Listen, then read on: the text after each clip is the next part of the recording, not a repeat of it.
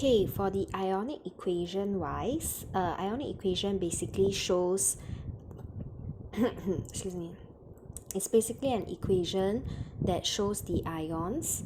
So how will the ionic equation of this be like? This will be sodium. Okay, because it loses one electron, so we can write minus one electron. Okay, please take note, in actual practice, we normally don't write this 1, but because I'm very worried that you don't understand what I'm talking about, so I included this 1, but by right, you should remove this 1. And what do you get? You get a sodium ion with a positive charge. Okay, so this is the ionic equation. So a better way to write it will therefore be minus E. You get this. Okay, easy enough to understand. Okay, now let's look at magnesium. Okay, magnesium, if you refer to the periodic table, it has this nuclide notation of 12 and 24. And as mentioned earlier, these 12 protons means 12 electrons. So how do you arrange these 12 electrons? Again, first shell will have 2, second shell will have 8, 1, 2. Okay, so I have 2, 8, 2. Okay, from this, I can tell that it has 12 protons, 12 electron, because it has 24 is the mass number. It means the number of neutron is 24 minus 12, and you get 12. Okay, so if you were to look at the electronic configuration 282, it is actually, it does not have a full valence electron shell.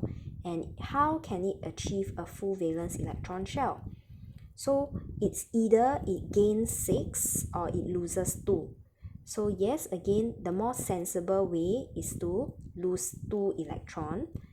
And if you lose 2, then you will have 8 electrons in the new outermost shell, and which makes it stable. Okay, so for magnesium, it will then loses 2 electrons. And after it loses 2 electrons, what will it become?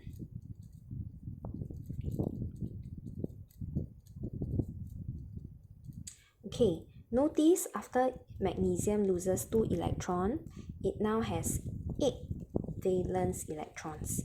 These electrons on this second shell, is now the new outermost shell, and we call it the valence shell. So since it has 8 valence electrons in the outermost shell, it is now considered stable. Configuration will then be 2, 8. Okay, but is there any charge? Yeah, there will be a charge. Why? Because recall just now, I have 12 protons, but currently I only have 10 electrons. I still have 12 neutrons as well because I do not change the number of neutrons and protons. But if you were to focus on these two, 12 protons means I have 12 positive charges. 3, 4, 5, 6, 7, 8, 9, 10, 11, 12. I have 12 positive charges. And 10 electrons means I have 10 negative. 1, 2, 3, 4, 5, 6, 7, 8, 9, 10. Okay, so if I were to do the positive and negative cancelling, I'll realize that I can cancel off all these, but I'll have 2 remaining.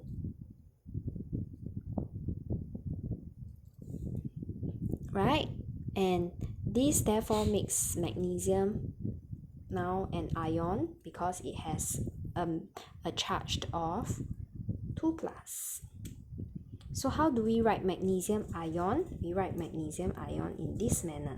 Magnesium with a superscript of 2+. Okay, and how do we go about writing the ionic equation?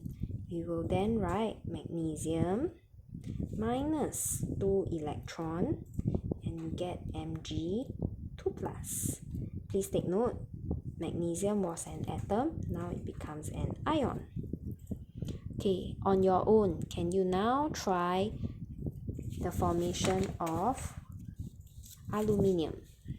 Okay, you try this on your own and then you take picture to upload your answer. Thank you.